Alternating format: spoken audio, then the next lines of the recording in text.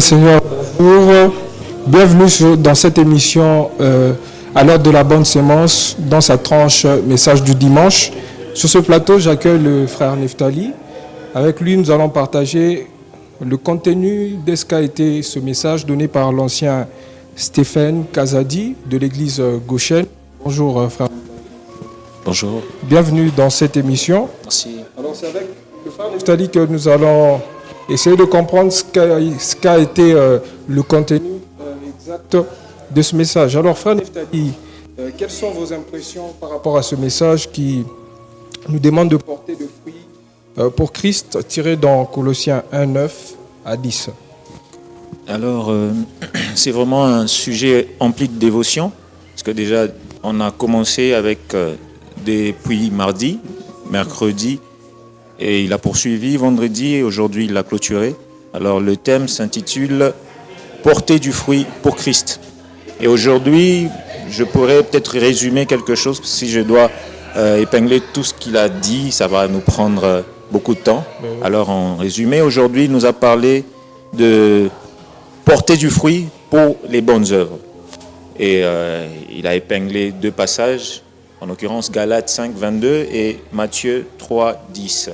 Okay. Et donc, ce qu'il faut retenir pour un enfant de Dieu, c'est qu'on a été racheté et c'est une nouvelle marche qui commence.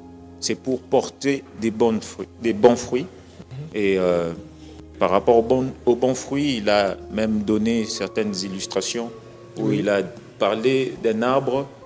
Et je crois le passage c'est dans Matthieu, si je ne me trompe pas, Matthieu 3 qui nous parle de l'arbre qui ne porte pas des fruits. C'est un arbre qui doit être déraciné. Et donc un enfant de Dieu doit cultiver des bonnes manières, des vertus pouvant accompagner et confirmer que réellement ce monsieur porte des fruits. Dans ce semaine, il a même épinglé quelques vertus comme l'humilité. Il a illustré le passage qui nous parle de l'humilité qui caractérisait Jésus-Christ lui-même. Et Jésus-Christ, il a reçu un nom élevé en dignité à cause de son humilité. Et Dieu l'a donné un nom élevé au-dessus de tout nom. Et donc, c'est quelque chose que nous, en tant qu'enfants de Dieu, nous devrons développer. Et il nous a parlé aussi de l'obéissance. Ok.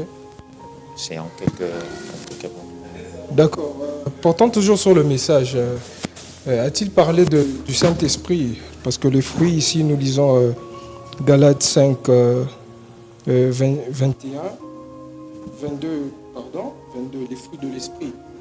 Alors, qu'a-t-il dit concernant l'œuvre de l'Esprit par rapport à porter le fruit dans ce contexte-là?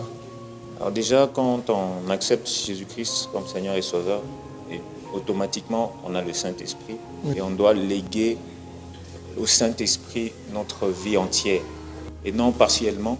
Parce que si on s'attachait à Dieu partiellement, on sera en train de l'obéir aussi partiellement. On doit céder le contrôle de notre vie à Dieu, et Dieu va faire en sorte que nous puissions véritablement ressortir des bonnes œuvres et qui sont que le travail du Saint-Esprit. Merci beaucoup. Nous avons eu aussi à l'ancien Stéphane Kazadi. Lui-même va nous expliquer le contenu de son message. Et nous revenons juste après. Nous bénissons encore une fois le Seigneur parce qu'il nous a permis de venir travailler ici chez nous à l'église évangélique La Bonne Sémence de la 30e communauté pentecôtiste au Congo. Nous sommes dans le cadre de l'éducation chrétienne organisée au niveau de la station, et dans ce cadre-là, on nous a envoyés ici à La Bonne Sémence pour parler de la part du Seigneur. Et le thème qui a été retenu pour cette semaine de l'éducation chrétienne s'intitule « Porter du fruit pour Christ ». Et ce thème a comme fondement ou base biblique Colossiens chapitre 1er, versets 9 et 10. Et durant toute la semaine, nous avons parlé de beaucoup de points que je ne sais pas décliner ici, mais je parle de manière globale. Un chrétien est celui qui doit par ses œuvres porter du fruit pour Christ. Nous avons vu qu'un chrétien doit avoir la sagesse de Dieu, il doit avoir l'intelligence spirituelle que nous avons définie comme la sagesse de Dieu. L'intelligence spirituelle ne peut être conçue dans la vie d'un païen. Parce que l'intelligence spirituelle vient du renouvellement de l'esprit. Comme Paul l'a dit, soyez transformés par le renouvellement de l'esprit.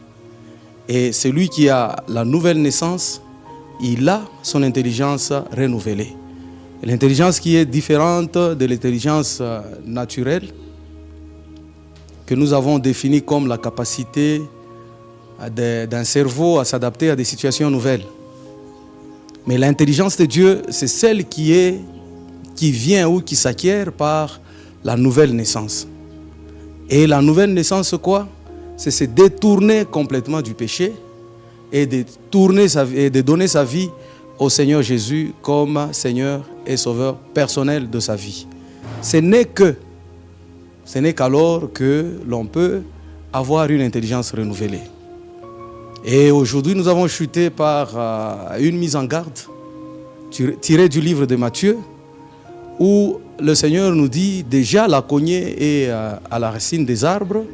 Et nous avons développé cela en disant la cognée, c'est la justice de Dieu, et les arbres, c'est l'ensemble de tous les chrétiens réunis. Tout celui qui se dit chrétien, il doit vivre et produire du fruit digne d'un enfant de Dieu. Un enfant de Dieu est celui qui est affilié à Dieu. Affilié à Dieu par la nouvelle naissance et qui est scellé du sceau du Saint-Esprit, qui est l'ADN d'un chrétien. C'est le Saint-Esprit qui nous rattache au Seigneur. C'est le Saint-Esprit qui nous donne la vie de Dieu en nous. Et donc, un chrétien est celui qui doit porter du fruit qui plaise à Dieu. Il doit s'éloigner du péché, il doit haïr le mal. Et c'est ça même la crainte de Dieu. Parce que la Bible dit dans les psaumes, la crainte de l'Éternel est le commencement de la sagesse. Et cette crainte-là suppose la haine du mal. Et le chrétien donc est appelé à haïr le mal pour plaire à Dieu. Et lorsque tu as haï le mal, tu deviens quelqu'un qui plaît Dieu dans ta conduite, dans ta façon de parler, dans ta façon de voir. Et tu as l'intelligence renouvelée. Et nous avons dit que quelqu'un qui a l'intelligence renouvelée, il voit les choses comme Dieu les voit. Les choses du monde, il les regarde comme Dieu les regarde. Il entend comme Dieu entend. C'est ça l'intelligence spirituelle ou l'intelligence renouvelée. Donc, aujourd'hui, nous avons beaucoup de chrétiens, mais qui vivent de manière désordonnée. On se dit chrétien, mais on fait beaucoup de choses qui ne donnent pas gloire au Seigneur. Et le Seigneur nous rappelle ce matin que la cognée est déjà à la racine des arbres. Tout arbre qui ne produit pas de bons fruits sera coupé et jeté au feu. Et nous avons développé en disant, les arbres, c'est nous les chrétiens. La cognée, c'est la justice de Dieu. Celui qui se dit chrétien mais qui ne produit pas de fruits, la sentence est là. C'est être coupé et jeté dans le feu. Ça veut dire qu'il n'héritera pas le royaume des cieux. Il sera ôté de ce monde pour aller brûler pour l'éternité en enfer. Donc, nous sommes appelés à produire les fruits. Voilà, nous sommes de retour sur ce plateau. Vous l'avez entendu, l'ancien Stéphane qui a parlé. Alors, nous sommes à la fin de cette émission. Je remercie le frère Neftali qui a été avec nous. Si. Je remercie aussi toute l'équipe technique. Que Dieu vous bénisse et bon dimanche. Nous nous retrouvons le dimanche prochain. Un chien s'élève, les yeux se tournent vers toi, se tournent vers toi. L'espoir est né, le cœur soupire après toi. Oui, après toi. En te voyant, nous retrouvons la force de vivre.